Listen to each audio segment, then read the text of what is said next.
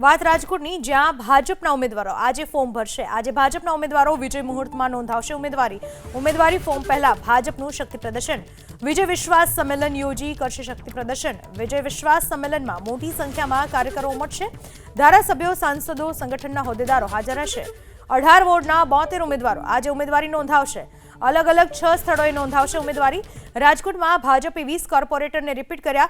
રાજકોટ મહાનગરપાલિકામાં ભાજપે 52 નવા ચહેરાઓને ઉતાર્યા। રાજકોટમાં ભાજપે 46 કોર્પોરેટરની ટિકિટ કાપી। રાજકોટમાં ભાજપે સવર્ણોની 8 ટિકિટ કાપી, ઓબીસી એસસીને આપી। નૈનાબેન પેઢરિયા, જયમીન ઠાકરની ટિકિટ કપાઈ।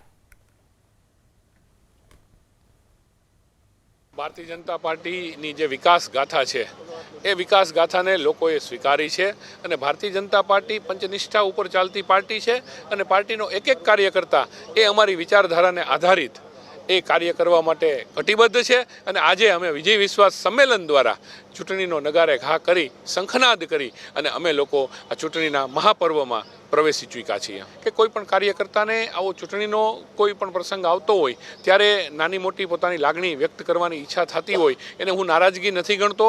અમારો જ પરિવાર છે, અમારા જ ભાઈ બહેન છે, અમારી પાસે આવી અને કદાચ ખુલ્લા દિલે વાત કરે તો એમનું સ્વાગત છે અને અમે એમને અમારા મુખ્ય પ્રવાહમાં ફરીથી જોડી દીધા છે। રાજકોટ મહાનગરપાલિકાના ચૂંટણી મેદાનમાં ભારતીય જનતા પાર્ટીએ આજે વિજય વિશ્વાસ સંમેલનના સાથે 18 વોર્ડમાં 72 ઉમેદવારો પાર્ટીના મેન્ડેટ પ્રમાણે ફોર્મ ભરશે અને રાજકોટની જનતાના વર્ષોથી ભારતીય જનતા પાર્ટી ઉપર જે પ્રકારે આશીર્વાદ રહ્યા છે આ વખતે પણ ખૂબ જંગી બહુમતી સાથે 72 સીટો જીતાડીને રાજકોટની જનતા નરેન્દ્રભાઈ મોદી સાહેબની કેન્દ્રની નેતૃત્વ હોય કે ગુજરાતનું ભૂપેન્દ્રભાઈ પટેલ અને જગદીશભાઈ વિશ્વકર્માનું નેતૃત્વ હોય એને ફરી વખત સમર્થન કરીને રાજકોટના વિકાસની દિશામાં આગળ વધારશે। ભારતીય જનતા પાર્ટી હંમેશા નાનામાં નાના કાર્યકર્તાને તક આપતી હોય છે ત્યારે સ્વાભાવિક છે કે કોઈ કાર્યકર્તાની લાગણી દુભાણી હોય તો એ પરિવારનું વડું મથક એ કમલમ હોય, કમલમમાં આવીને એમની વાત કરતા હોય છે ને એ અમારી પાર્ટીની ઇન્ટરનલ મેટર છે અને કાર્યકર્તાઓને પણ એને સમજાવીને બધો જ કાર્યકર્તાઓ ભારતીય જનતા પાર્ટી રાજકોટ મહાનગરના બધા જ કાર્યકર્તાઓ સાથે મળીને આ 72 ઉમેદવારને ચૂંટણી જીતાડશે।